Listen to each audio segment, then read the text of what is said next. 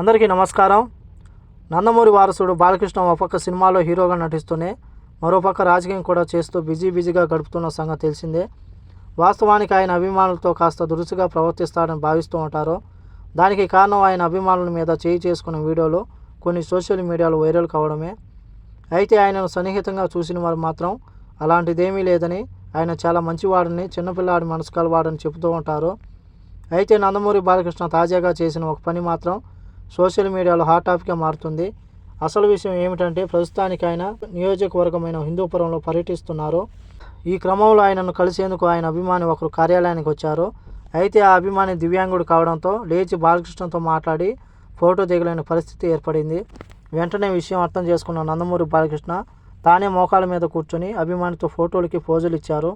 ఈ ఫోటో ఇప్పుడు సోషల్ మీడియాలో వైరల్ అవుతుంది. ఒక మాజీ ముఖ్యమంత్రి కుమారుడు, ఒక మాజీ ముఖ్యమంత్రికి వియ్యంకుడు తాను స్వయంగా ఎమ్మెల్యే అయినా సరే ఏమాత్రం భేషజాలకు పోకుండా తనను అభిమానించే వారి కోసం ఇలా నేల మీద కూర్చున్నాడంటూ ఆయన అభిమానులు సోషల్ మీడియాలో తమ హీరో గురించి గొప్పగా కామెంట్ చేస్తున్నారు. ఇక బాలకృష్ణ సినిమాల విషయానికి వస్తే చివరిగా వీరసింహారెడ్డి అనే సినిమాతో ఆయన ప్రేక్షకులను పలకరించారు. ఆ తర్వాత భగవాన్ కేసరి అనే సినిమాతో ప్రేక్షకుల ముందు వచ్చి మరో హిట్ కూడా అందుకున్నాడు. ఇక ప్రస్తుతానికి ఆయన బాబీ దర్శకత్వంలో ఒక సినిమా చేస్తున్నాడు. ఇవి ఈరోజు ఉన్న సమాచారం. ఈ వీడియో నచ్చితే లైక్ చేయండి, షేర్ చేయండి, సబ్స్క్రైబ్ చేసుకోండి. నెక్స్ట్ వీడియోలో మళ్ళీ కలుద్దాం. జై హింద్.